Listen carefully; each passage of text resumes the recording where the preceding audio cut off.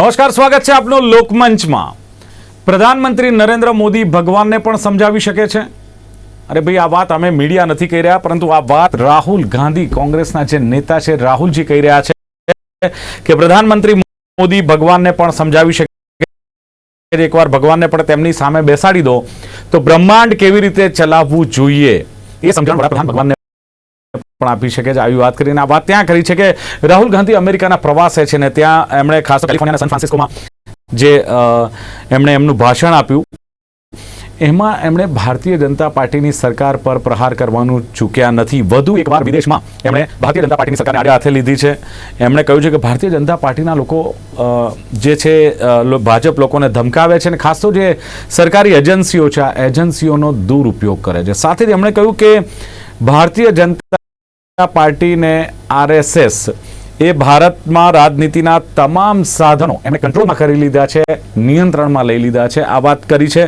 સાથે જ એમણે એક ટકોર કરી કે તમે વિદેશમાં બેઠા છો ને તમને મીડિયામાં જે ભારત દેખાય છે એકચ્યુઅલ ભારત મીડિયામાં દેખાય છે એ નથી, ભારત અલગ છે।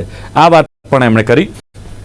અને બીજું કે ખાસ તો વૈજ્ઞાનિકો જેમ કહ્યું કે ભગવાનને પણ એ સમજાવશે વડાપ્રધાન નરેન્દ્ર મોદી કે બ્રહ્માંડ કેમ ચલાવાય, એમણે કહ્યું કે વૈજ્ઞાનિકો જે હોય એ વૈજ્ઞાનિકોને વિજ્ઞાન અંગે માર્ગદર્શન મોદી આપે છે, ઇતિહાસકારોને ઇતિહાસ અંગે સમજાવી શકે છે, ડિફેન્સવાળાને ડિફેન્સ અંગે પણ માર્ગદર્શન આપી શકે છે। એટલે એમ કે છે કે આ બધાથી એ ઉપર છે। અને ભારત જોડો યાત્રાનો ઉલ્લેખ એમણે કર્યો કે ભારત જોડો યાત્રા જ્યારે મેં કાઢી કન્યાકુમારીથી કાશ્મીર સુધી ત્યારે એને રોકવાનો પ્રયાસ પણ ઘણો બધો કરવામાં આવ્યો હતો। અને નવા સંસદ ભવનને લઈને કહ્યું કે લોકોનું ધ્યાન જે મુદ્દાઓ છે, મોંઘવારી છે, બેકારી છે, બેરોજગારી છે, ભ્રષ્ટાચાર છે, ત્યાંથી હટાવવા માટે નવા સંસદ ભવનના ઉદ્ઘાટનમાં આ સમગ્ર આખો એક કાર્યક્રમ કરવામાં આવ્યો। અને આને લઈને ભારતીય જનતા પાર્ટીના નેતાઓ પણ શું કામ બાકી રાખે, એમણે પણ રાહુલજી પર પ્રહાર કર્યા છે। અને મુખ્તાર અબ્બાસ નકવીએ કહ્યું છે કે દુનિયા મોદીજીને બોસ કહે છે અને આ રાહુલજીને ક્યાંક પચતું નથી, પચાવી શકતા નથી। અને સાથે એમણે કહ્યું કે રાહુલે ભારતને બદનામ કરવાનો ક્યાંક ઠેકો લઈ રાખ્યો છે। ભારતીય જનતા પાર્ટી કહે છે કે મોદી ભારતને વિશ્વગુરુ બનાવવા માંગે છે, પરંતુ રાહુલ બદનામ કરી રહ્યા છે। અને રામ કદમ ભારતીય જનતા પાર્ટીના નેતા છે, એમણે કહ્યું કે વિદેશમાં રાહુલ ગાંધી ચીન અને પાકિસ્તાનના પ્રવક્તા હોય તે રીતે વર્તન કરે છે। આ મુદ્દે ચર્ચા કરવી છે। ચર્ચા કરવા માટે મારી સાથે જોડાયા છે ડોક્ટર નિદત બારોટ, જે કોંગ્રેસના પ્રવક્તા છે। નિદતજી, આપનું સ્વાગત છે। અશ્વિન બેંકર, ભારતીય જનતા પાર્ટીના નેતા મારી સાથે। અશ્વિનજી, આપનું પણ સ્વાગત છે। અને चेतन त्रिपाठी, दिल्ली થી राजकीय विश्लेषक हमारी साथ जोड़ा है। चेतन जी, आपका भी स्वागत है हमारे कार्यक्रम में। नमस्कार सर। यस, શરૂઆત આપનાથી કરીશું, ખાસ તો અશ્વિનભાઈ, કારણ કે જે પ્રમાણે વાત થઈ રહી છે કે ભાજપના લોકો ધમકાવે છે, એજન્સીઓનો દુરુપયોગ કરી રહ્યા છે, જે પ્રમાણે ઈડી આઈટી એનો જે ઉપયોગ થઈ રહ્યો છે સીબીઆઈ નો, એને લઈને રાહુલજી આ પ્રહાર કર્યા છે। પહેલા તો શું કહેશો આ મુદ્દે કે કેમ એમને વિદેશમાં જઈને આવું કહેવું પડ્યું? દિલીપભાઈ, ભારતમાં એમની વાત કોઈ સાંભળતું નથી અને વિદેશની ધરતી પર જઈને ભારતને બદનામ કરવાની તક ચૂકવી નથી। એના માટે એના કારણે તેઓ દેશની જનતાને ને દુનિયાને ભ્રમિત કરી રહ્યા છે। એમની જ વાતમાં એ સાબિત થાય છે। તેમણે કહ્યું છે કે ભારત જોડો યાત્રા મેં કાઢી ત્યારે હું 25 કિલોમીટર ચાલ્યો ત્યારે મને એમ લાગતું હતું કે હું થાકી જઈશ, થાકેલો લાગતો હતો। ત્યાર પછી આગળ જતા મને ઉત્સાહ થયો। એમણે એવું કહ્યું હતું કે હું નફરતની રાજનીતિ જે દેશમાં ચાલે છે એને પ્રેમની રાજનીતિમાં પરિવર્તિત કરવા માંગુ છું। કાશ્મીર સુધી પહોંચ્યા ક્યાંય એમને નફરત દેખાઈ નહોતી। એક પણ જગ્યાએ એમણે ઉલ્લેખ નથી કર્યો કે આ જગ્યાએ નફરત આવી। આજે તો એવું કહે છે કે દેશની અંદર 5% જ લોકો એ આ નફરત ફેલાવે છે, તો 95% દેશને નફરતની વાતાવરણ બન્યું છે એવું વિદેશની ધરતી પર કેવું જૂઠું છે। આ દેશને બદનામ કરવાની આ દેશની અંદર વિકાસની જે રાજનીતિ ચાલી છે આખી દુનિયા એ જાણી રહી છે। દેશની એક વિભૂતિ, એક વિચક્ષણ વ્યક્તિ, એમની વાત કરું તો હું એમ કહીશ કે રાહુલજીને એમ લાગે છે કે ભગવાનને સમજાવે, પણ આ ગુજરાતની ધરતીમાંથી નરસૈયાએ પણ ભગવાનને બ્રહ્માંડના દર્શન કરાવ્યા હતા, ભગવાનની જોડે તાલમેલ મિલાવ્યો હતો। તો નરેન્દ્ર મોદી પણ એક એવી વિચક્ષણ વ્યક્તિ છે કે કૈલાસ માનસરોવર પર બે વખત એમણે તપ કર્યા છે। અને એમના તપ અને જપનું સામર્થ્ય, એમનું લોકસેવાનું સામર્થ્ય એ કદાચ ભગવાન સાથે તાલમેલ મિલાવે તો એ પરિસ્થિતિમાં પણ હું એમ કહીશ કે રાહુલજીને ટપ્પો નહીં પડે. રાહુલજી આ વાતને નહીં સમજી. એમણે સાચું કહ્યું છે, ટૂંકમાં ભગવાનને પણ સમજાવી શકે છે. અશ્વિનભાઈ, તમારું કેવું છે કે એમણે સાચું કહ્યું છે કે ભગવાન સાથે પણ તાદાત્મ્ય સાધી શકે છે, ભગવાન સાથે તાલમેલ મિલાવી શકે છે. બ્રહ્માંડનું પણ જ્ઞાન આ દેશના અનેક સિદ્ધ પુરુષોને થયું છે, એ રાહુલજીને નહીં ખબર પડે. ગુજરાતમાં હું નામ સાથે કહું કે દેવરાસો ડુંગરા, ગુજરાતના અનેક સિદ્ધ પુરુષોએ બ્રહ્માંડનું જ્ઞાન એમના ભજનોમાં કર્યું છે, એ રાહુલને નહીં ખબર પડે, કારણ કે એમનું કુળ, એમનું જ્ઞાન એ બધું અધૂરું છે. એમણે તો મોદીજીનો ઉલ્લેખ કર્યો છે, એમણે તો અશ્વિનભાઈ મોદીજીમાં પણ આ વાત છે, એ એમને નહીં ખબર પડે. એટલા માટે દેશમાં એમનું સર્વસ્વ, એમનું માન છે. વિદેશના લોકો પણ એમનું સન્માન કરે છે. આ ભારતનું સન્માન છે, કારણ કે ભારતમાં આવું શક્ય છે, એ રાહુલજીને નહીં ખબર પડે. ઓકે નિધનજી, આપણે સાંભળ્યું કે ભારતમાં શક્ય છે અને રાહુલજીએ જે પ્રમાણે કહ્યું કે ભગવાનને પણ સમજાવી શકે છે, પણ અશ્વિનભાઈએ કહ્યું તેમ કે જે પ્રમાણે એમનામાં શક્તિ છે અથવા સામર્થ્ય છે એને લઈને એક તાલમેલ મિલાવી શકે છે ભગવાન સાથે. પણ સવાલ એ થાય છે કે રાહુલજી વિદેશમાં જઈને દેશનું અપમાન કરી રહ્યા છે, બદનામ કરી રહ્યા છે, આને તમે કેવી રીતે ખુલાસો કરશો? વિદેશમાં જઈને ભારતની વાત કરવી, ભારતીય રાજનીતિની ટીકા કરવી. દિલીપભાઈ, આ આખી ડિબેટ જે ચાલે છે એ બે ભાગમાં હતી. રાહુલજીનું પેલું ભાષણ અને ત્યાર પછીની પ્રશ્નોત્તરી. એમના ભાષણની અંદરના મુદ્દાઓ જુદા હતા અને પ્રશ્નોત્તરની અંદરના મુદ્દાઓ જુદા હતા. રાહુલજીએ ભાષણની અંદર જે વાત કરી હતી એ એમની યાત્રાની મહદઅંશે વાત થઈ, ભારતની વાત થઈ, ભારતના લોકોની વાત થઈ. એમને જે પ્રશ્નોત્તરી થઈ અને એમાં જે પ્રશ્નો આવ્યા એમાં જુદા જુદા વિષયો ઉપર જુદી જુદી વાતો થઈ. દાખલા તરીકે એમણે જે મીડિયાની વાત કરી, એ વાત એ હતી કે ભારતનું મીડિયા દુનિયામાં 150ના ક્રમે એની સ્વતંત્રતા ઉપર આવેલું છે, એવો એક ઇન્ડેક્સનો રેશિયો 2022ના ડિસેમ્બરમાં કે નવેમ્બરમાં જાહેર થયો. આ મુદ્દો કહેવાનો વાત તાત્પર્ય એ હતું કે જ્યારે ભારતની અંદર પ્રેસ મીડિયાની સ્વતંત્રતા આટલી નીચી હોય ત્યારે તમે જે ખરું ભારત જુઓ છો મીડિયામાં, એ સાચું ભારત નથી. એમને નરેન્દ્રભાઈ વિશે જે વાત કરી, એમને જે આ મુદ્દો ઉઠાવ્યો કે ભાઈ એ વ્યક્તિ ભગવાનને પણ સમજાવે, એ વાતનું કહેવાનું તાત્પર્ય આપણે સમજવું પડે. એમનું કહેવું એવું હતું કે ભારતમાં એવી કોઈ વસ્તુ નથી કે જે એવું કોઈ જ્ઞાન નથી કે જે નરેન્દ્રભાઈ પાસે ન હોય. એ વૈજ્ઞાનિકો પાસે જાય, જાપાનના વૈજ્ઞાનિકો હોય તો એને વિજ્ઞાનની વાત કરે, એ આર્મી પાસે જાય તો આર્મીની વાત કરી શકે. એમનું કહેવાનું તાત્પર્ય એ ભગવાન સાથે જોડવાની વાત સાથે નથી, એ ઉદાહરણ સાથે છે. આમ છતાં અશ્વિનભાઈએ જે વાત કરી એમાં વખાણ છે કે ટીકા છે? નિધનભાઈ, આ વખાણ છે કે ટીકા છે? પહેલા એ ખબર નથી પડતી કે ખરેખર એમની પ્રશંસા કરી છે વિદેશમાં જઈને. ના, હું ચોક્કસ તમને કહું કે એમને એવું કીધું કે દેશમાં કોઈ પણ વડાપ્રધાન હોય, કોઈ રાષ્ટ્રપતિ હોય કે કોઈ સામાન્ય નાગરિક હોય, એ વ્યક્તિ જ્યારે એવું માનવા માંડે કે આ વિશ્વનું બધું જ જ્ઞાન મારી પાસે છે અને મારે કોઈ પાસેથી કંઈ શીખવાની જરૂર નથી, હું જે કહું અહમ બ્રહ્માસ્મિ જેવી વાત થાય, ત્યારે એને ટીકાના સ્વરૂપે વાત થઈ, એમાં વખાણના સ્વરૂપે વાત નથી. પરંતુ અશ્વિનભાઈએ સાચી વાત કરી. એમનામાં સામર્થ્ય હશે તો જ એ વ્યક્તિ વડાપ્રધાન પદ સુધી પહોંચે, સ્વીકારવું પડે. કોઈ સામાન્ય ચાલતી વ્યક્તિ વડાપ્રધાન નથી બની શકતી. એમનું ચોક્કસ સામર્થ્ય હશે. એમનું સામર્થ્ય હશે તો વડગામથી દિલ્હી સુધીની યાત્રા એમની સારી રીતે ચાલી, એમાં કેવી રીતે ના પાડી શકાય. પણ એનો અર્થ એવો નથી થતો કે આપણે દુનિયાનું બધું જ જ્ઞાન લઈને આવ્યા છે. સવાલ એ છે કે તમે સાંભળવાની તૈયારી, સ્વીકારવાની તૈયારી, કોઈ કહે છે એ વાતમાં સાચું છે કે ખોટું એ સમજવાની માનસિકતા, કોઈની સાચી હકારાત્મક વાત સ્વીકારવી. આજે એનડીટીવી નું ઉદાહરણ કેવડું મોટું. એક ટીવીની ચેનલ કોઈ સતત બીજી વાત બતાવે એટલે આખી ચેનલ ગુમ થઈ જાય. આ જે માનસિકતા છે, આ નફરતની રાજનીતિની જે વાત છે, એ વાત રાહુલજીએ કરી છે. આમાં ક્યાંય નરેન્દ્રભાઈ મોદીએ ખોટું લગાડવાની જરૂર નથી ને ભારતીય જનતા પક્ષના આગેવાનોએ પણ ખોટું લગાડવાની જરૂર. ओके चेतन जी, पूरी बात आपने सुनी और जैसे राहुल जी अमेरिका के दौरे पर है और उन्होंने बताया कि भाई भगवान के पास भी बिठाया जाए तो मोदी जी बताएंगे कि ब्रह्मांड कैसे चलता है. दूसरी बात ये भी बताई कि जो वैज्ञानिक होते हैं उनको विज्ञान और इतिहासकारों को इतिहास की जानकारी मतलब देते हैं बड़ा प्रधान. कौन से अंदाज में राहुल जी ने कहा, आप कैसे देखते हैं इस बात को? जी दिलीप भाई, मेरी आवाज आ रही है? बिल्कुल। दिलीप भाई देखिए, मैं राहुल गांधी को देख रहा हूं लगातार।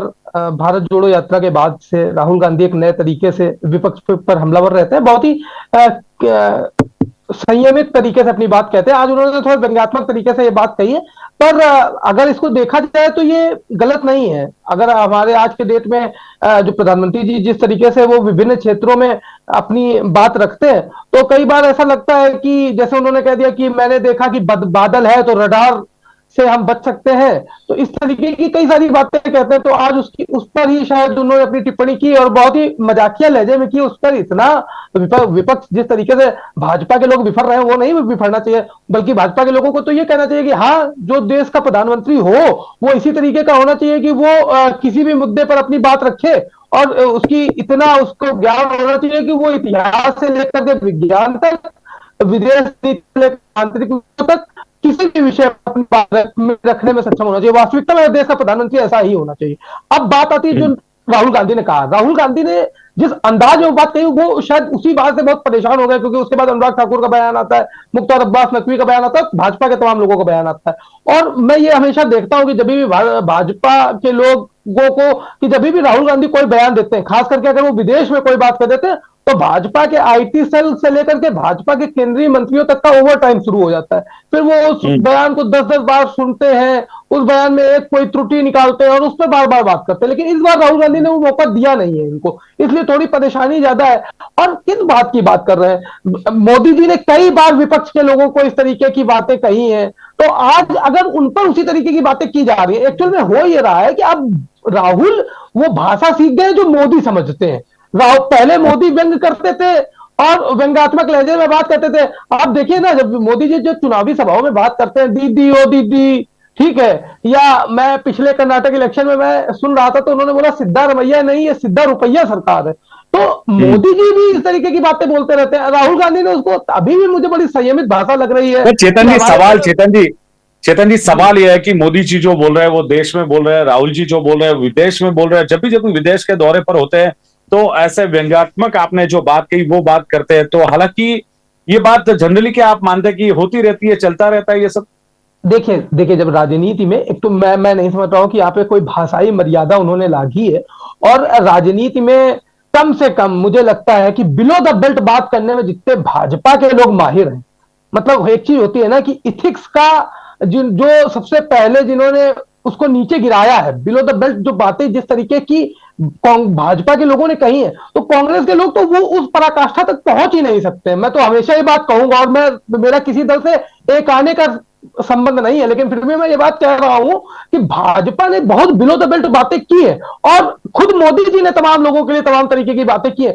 तो आज मुझे लग रहा है राहुल गांधी ने थोड़ा सा उसको चुटीले अंदाज में एक व्यंग्यात्मक तरीके से एक बात कह दी है। और क्या आप खुद भी मोदी जी के कई भाषण उठा के देखें तो कई बार हम लोग सोचते हैं कि यार क्या जो लोग इनके भाषण लिख रहे हैं, क्या वो भी ये भाषण नहीं पढ़ रहे हैं और ऐसे ही इनको दे रहे हैं पढ़ने के लिए, या मोदी जी जैसा ज्ञानी व्यक्ति भी बोलता चला जा रहा है, सुन नहीं रहा है। तो शायद उसी को कहीं ना कहीं वो किया। और भाजपा को इसको लाइटर नोट पर लेना चाहिए। अगर भाजपा इस विषय को मुद्दा बनाएगी तो मुझे नहीं लगता कि इसका फायदा मिलने जा रहा है, इसका उल्टा नुकसान होगा। क्योंकि बहुत सारे भाषणों के क्लिप्स हैं मोदी जी के जो ये बात प्रूव कर देंगे कि वो इतिहास से लेकर विज्ञान तक सब बताते हैं और भगवान तक को बताने की कोशिश करते हैं। तो मुझे लगता है भाजपा को इसको मुद्दा नहीं बनाना चाहिए। भाजपा को ये छोड़ देनी चाहिए, ये बॉल अगली बॉल पर इसको हिट करना चाहिए, ये बॉल छोड़नी चाहिए।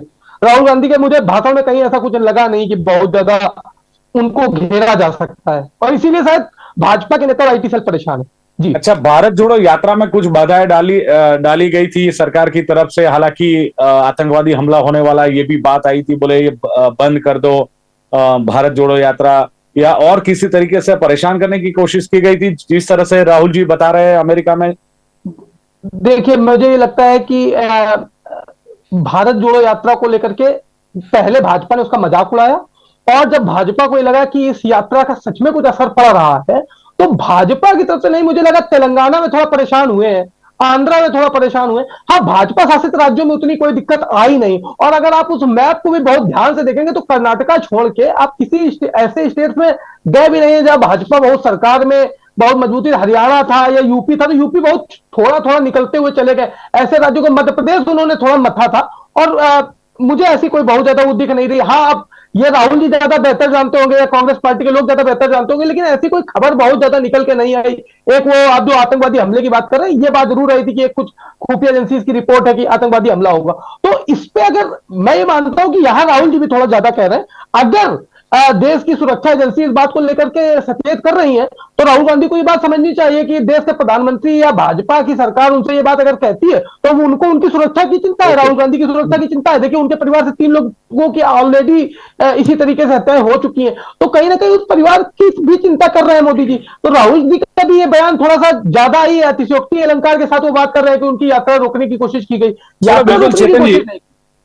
અશ્વિનભાઈ, જી સવાલ એ છે કે રાહુલ ગાંધીને ઘણા સમયથી સોશિયલ મીડિયામાં જે રીતે સંબોધન કરવામાં આવે છે, જે રીતે ઉપનામ આપવામાં આવતું હતું, ને ભારત જોડો યાત્રા પછી મને લાગે છે કે ભારતીય જનતા પાર્ટી પણ સ્વીકારે છે કે હવે રાહુલજીનું કદ વધતું જાય છે, એમનું કલેવર ક્યાંક બદલાયું છે, એમની ઇમેજ ક્યાંક ચેન્જ થઈ છે, અને એને લઈને રાહુલજી ભલે ને વિદેશમાં ગમે તે બોલે, તમારું આઈટી સેલ અથવા તમારા કેન્દ્રીય મંત્રીઓ કેમ ઓવરટાઈમ કરીને એમને મહત્વ આપે છે? તમારે આપવાની જરૂર શું છે આટલું બધું મહત્વ? શું ખરેખર 2024માં તમને ડર છે કે રાહુલજી એક નવા સ્વરૂપમાં તમારી સામે આવશે અને 2024માં કોઈ મુશ્કેલી ઊભી કરી શકે છે?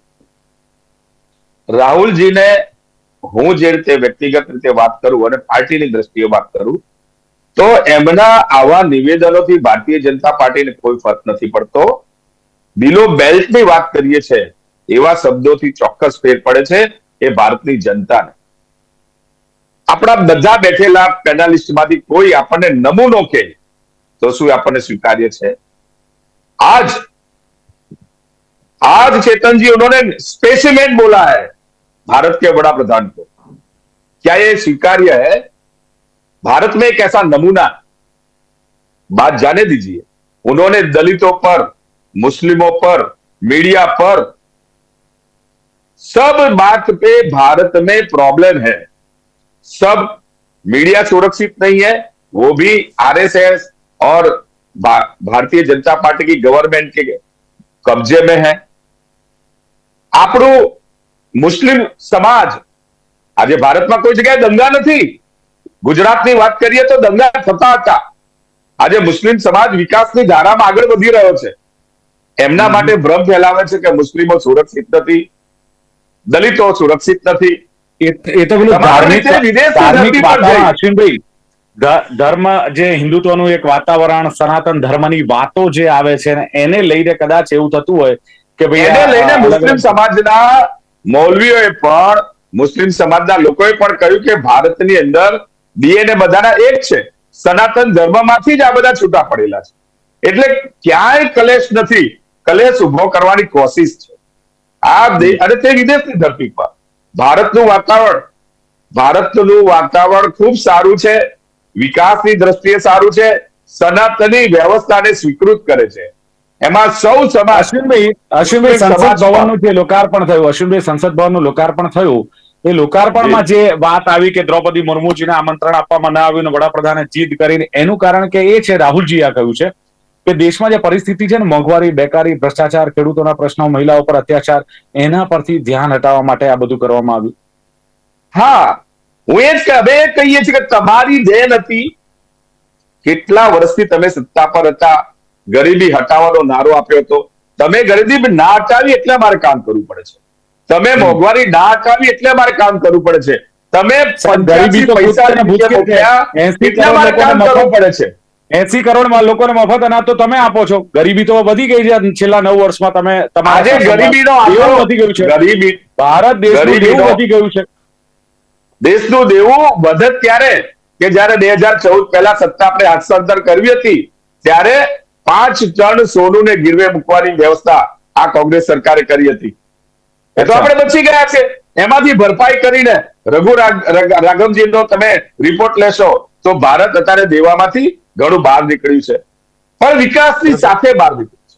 આ વિકાસનો એક દોર છે, એમાં ગરીબો એ ગરીબી ભારત છોડીને જતા રહ્યા, એમણે એમના હોદ્દાનો પણ ત્યાગ કર્યો. નિદરભાઈ, સવાલ એક એ છે કે જુઓ, માનો કે ના માનો, પરંતુ જે પ્રમાણે વડાપ્રધાન નરેન્દ્ર મોદીનું વર્ચસ્વ છે દેશ વિદેશમાં, ઓસ્ટ્રેલિયન જે પ્રધાનમંત્રીએ પણ એમને એન્થોની એલ્ઝાબીએ કહ્યું કે ભાઈ એ તો બોસ છે, અને કોંગ્રેસને આ વાત પચતી નથી. ખાસ તો આ વાત આવે છે અને એને લઈને કોંગ્રેસ હવે આ મોદીને ટાર્ગેટ કરે છે, વડાપ્રધાનને ટાર્ગેટ કરે છે.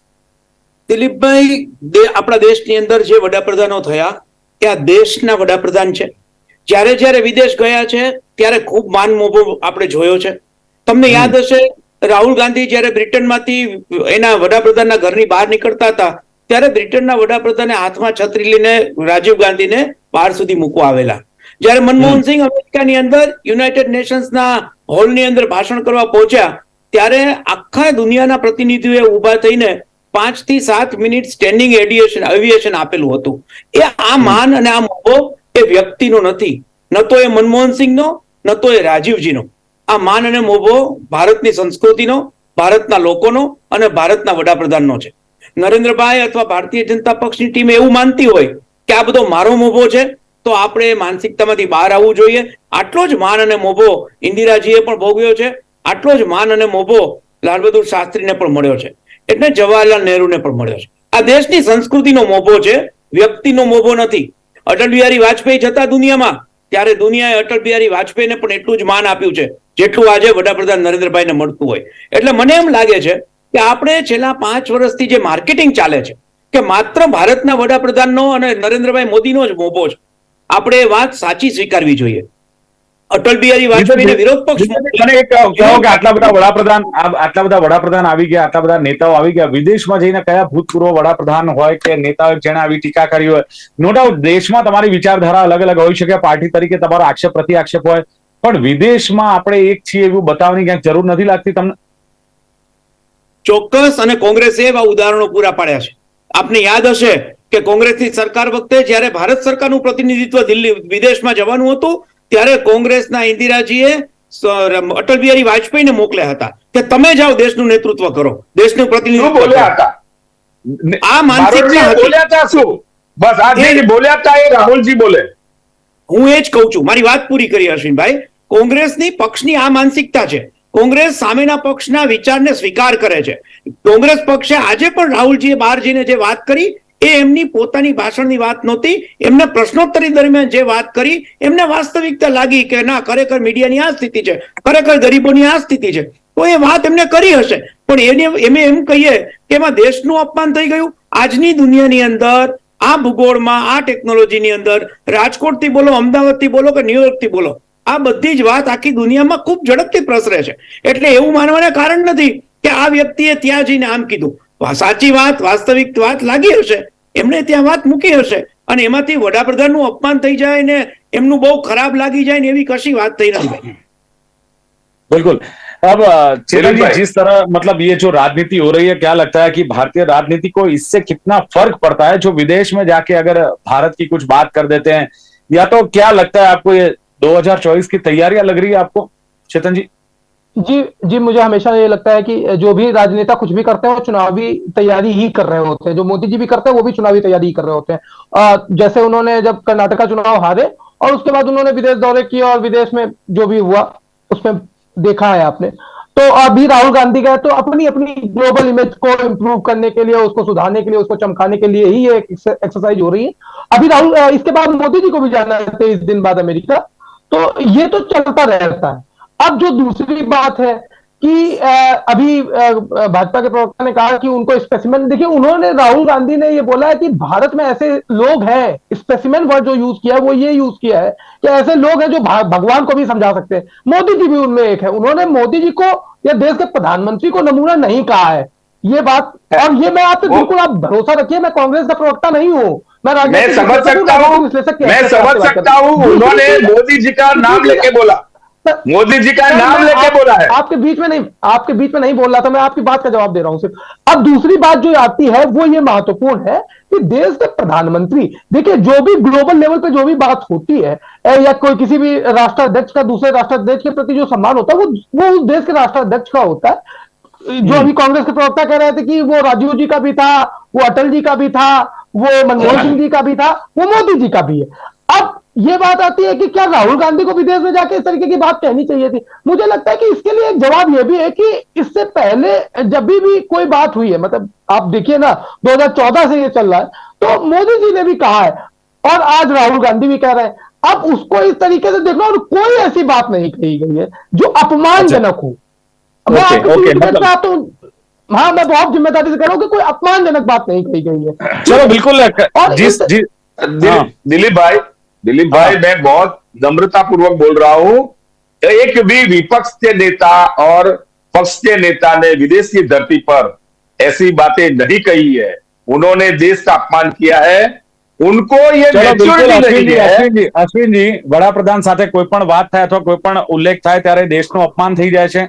વડાપ્રધાન સામે પ્રશ્ન થાય એટલે દેશ એટલા સામે માટે પ્રશ્ન ઉભા કર્યા તેવું થઈ જાય છે. દિલીપભાઈ કે આપણા હા. ઘરની વાત બહાર કરવી એ આપણા પરિવારનું અપમાન હોય છે। એ हाँ, જો बिल्कुल, પરિસ્થિતિ आश्विन भाई, मैं आपको एक बात और बता रहा हूं। अभी आप जो वो एक अर्थव्यवस्था पर भी कोई एक बात कह रहे थे, वो उस बात को, वो भी बात, उस पर बहुत बात की जा सकती है अभी।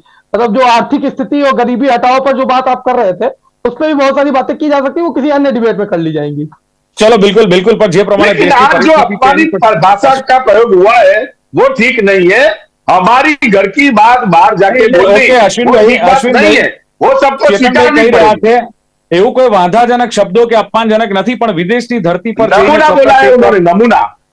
હા હવે બરાબર છે પણ જે કઈ વાત છે કે વિશ્વગુરુ બનવા માંગે છે અને રાહુલજી બદનામ કરી રહ્યા છે અથવા તો ક્યાંક વડાપ્રધાન નરેન્દ્ર મોદીનું અપમાન છે જ્યારે કોઈ પણ વાત થાય ત્યારે એ વાત કેટલી વ્યાજબી ને બીજું કે વિદેશમાં જઈને રાહુલજી કદાચ આવી વાતો કરે છે તો વિદેશમાં ન થાય કારણ કે રાજનીતિ કદાચ આપણે અહીં કરી શકીએ છીએ, આક્ષેપ પ્રતિ આક્ષેપ કરી શકીએ છીએ પણ બીજી તરફ વાત એવી પણ છે કે એવી કોઈ વાત નથી કરી કે જેથી વડાપ્રધાન કે દેશનું અપમાન થાય પણ હા એક વાત વસ્તુ ચોક્કસ છે કે જ્યારે જ્યારે વિદેશ દોરા પર રાહુલજી વડાપ્રધાન નરેન્દ્ર મોદી ગયા છે જે માન સન્માન મળ્યું છે એ જ ભૂતકાળમાં કદાચ અટલજીને મળ્યું હતું, કદાચ રાજીવજીને મળ્યું હતું અને એ પછી મનમોહનસિંહ જતા હતા એમને પણ એ વડાપ્રધાનની રૂએ નહીં પણ ભારતના એક ઉચ્ચ સ્થાને બેઠેલી વ્યક્તિનું આ સન્માન હોય છે પછી વ્યક્તિગત પોતાની રીતે લઈ લે તો વાંધો નથી પણ ખાસ આને લઈને રાજનીતિ તેજ બની છે અને 2024ની તૈયારીઓ અત્યારથી શરૂ થઈ એવું ક્યાંક લાગી રહ્યું છે. ચર્ચાનું સમાપન કરીએ છીએ અને ચર્ચામાં ભાગ લેવા બદલ ડોક્ટર નિદત બારોટ, અશ્વિન બેંકર અને ચેતન ત્રિપાઠી ત્રણે ઉપસ્થિત રહ્યા. Thank you very much.